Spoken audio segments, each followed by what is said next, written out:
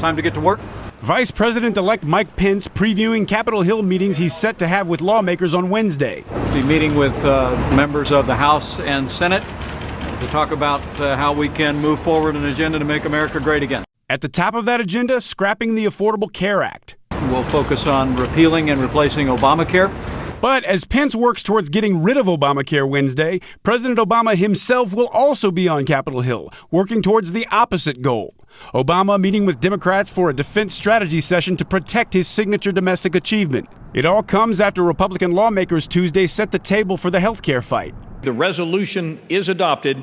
Without objection, a motion to reconsider is laid on the table. The House of Representatives adopting a new floor debate rules package, including provisions that Democrats say are aimed at helping repeal Obamacare.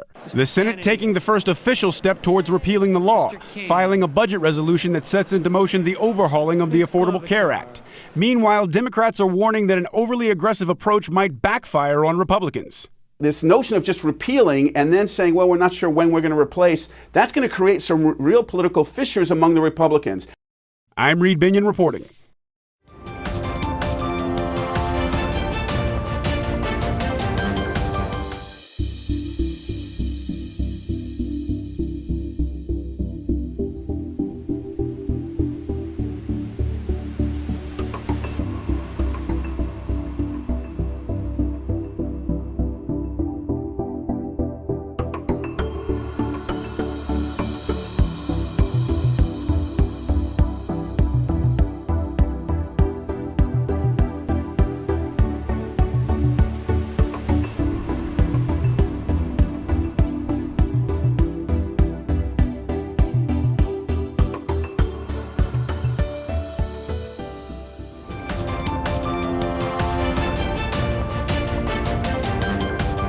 There have been multiple UN Security Council resolutions that explicitly prohibit North Korea the launches using ballistic missile technology. They are still in effect.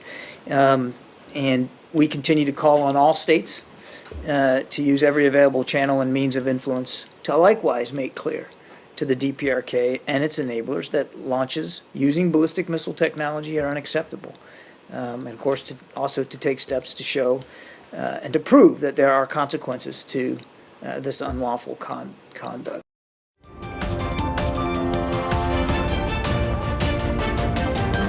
You're like a fish in a fish tank, Brianna.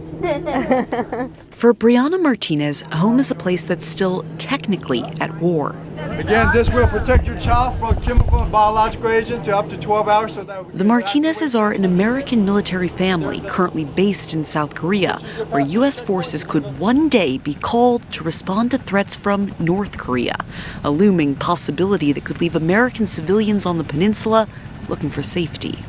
Do the girls understand what kind of emergency they're practicing for? We told the girls that Korea was at war at one point, so we come over here to defend what we fought for. As soon as you're set, let me know. The South Korean and the U.S. military regularly run joint drills to maintain their readiness, but this drill is for American military families. It shows them how their soldiers could help them evacuate if tensions between the North and the South turn into conflict. Nicole Martinez and her family volunteered for the practice run that also helps the Army prepare. Welcome aboard Trek 06, operated by the Alaska National Guard. Families learn where to assemble in case of an emergency, man-made or otherwise. They're shown what they'll be allowed to pack and how the military will keep track of them. The drill sends them south. They spend 2 days hopscotching by bus and by helicopter between U.S. installations before reaching a South Korean airfield and flying out. In the event of a real threat, the U.S. State Department would decide how many Americans and their families would need to evacuate. In order to get people off the peninsula quickly, the Army says it would likely send families to safe havens right here in the region, places like Okinawa, Japan. This is somewhere that families could take shelter before planning that much longer trip back to the States. Real-world lessons for American children seeing a different part of the world. Do your kids know the name Kim Jong-un? They don't. We haven't touched on that, but our military kids are. This is what they learn in school. They know what's going on. They know that they have to keep up with current events that are going on around the world. Raising a family in South Korea, Martinez, who is a veteran, says she feels safe. She doesn't worry about a threat. She knows it's possible. She wants her children to learn how to prepare.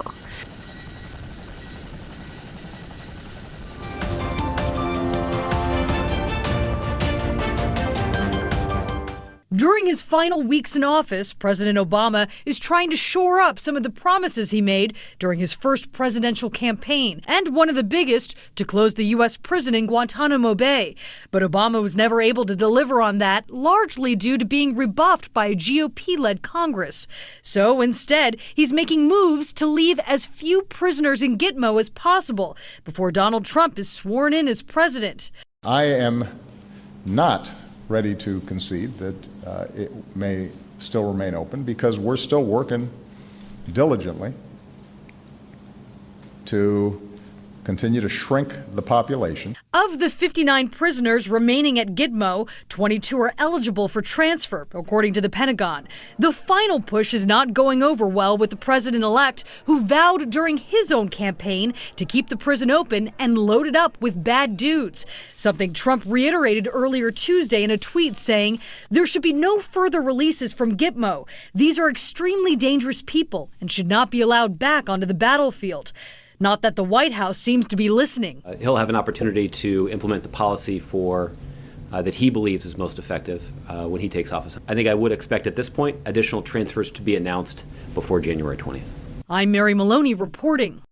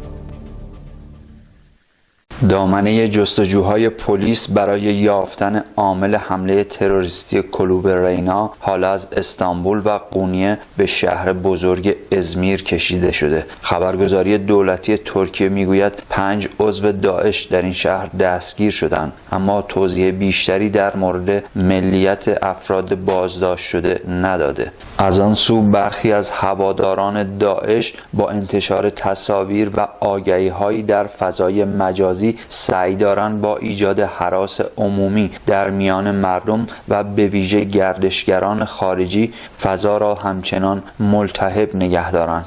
مانند این آگهی که تهدید می کند هدف بعدی داعش پل تنگه بوسفور و دانشگاه ترکیه است.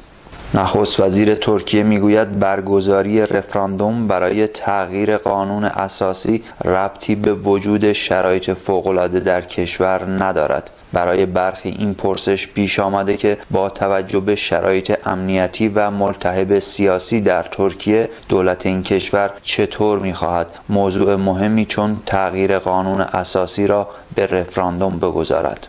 حیدر العبادی نخست وزیر عراق میگوید برای دولت او غیر قابل قبول است که گروه PKK از خاک عراق حملاتی را بر علیه دولت ترکیه تدارک ببیند. او گفت این موضوع حتی برخلاف قانون اساسی کشور ماست. این سخنان العبادی میتواند سخنان دلگرم کننده‌ای برای آقای ییلدریم نخست وزیر ترکیه باشد که در آستانه سفر به عراق است. پارلمان ترکیه اعزام نیروهای حافظ صلح به افغانستان را برای 2 سال دیگر تمدید کرد. این نیروها در چارچوب عملیات پشتیبانی ناتو به افغانستان اعزام می شوند.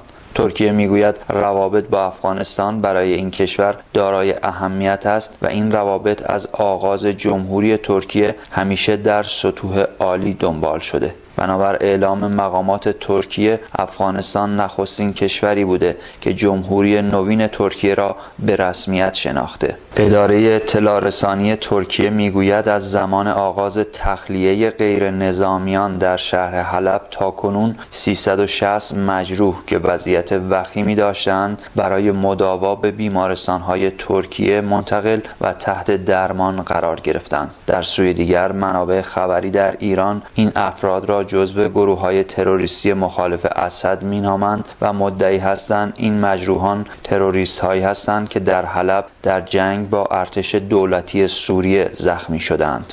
عثمان بایدمیر نماینده حزب کردی HDP روز گذشته مدعی شد تعداد بازداشتی‌ها در ترکیه آنقدر زیاد است که بسیاری از آنها به دلیل کمبود فضا در سالن‌های ورزشی نگهداری می‌شوند. در پارلمان ترکیه روزی نیست که این تنش‌ها میان حزب حاکم و حزب کردی HDP ادامه نداشته باشد. در اینجا وزیر کشور با نشان دادن تصویر رهبران HDP در کنار رهبران نظامی PKK در قندیل عراق آنها را مسئول وقایع اخیر در ترکیه می‌داند و میگوید شما حمام خون در ترکیه به راه انداخته اید.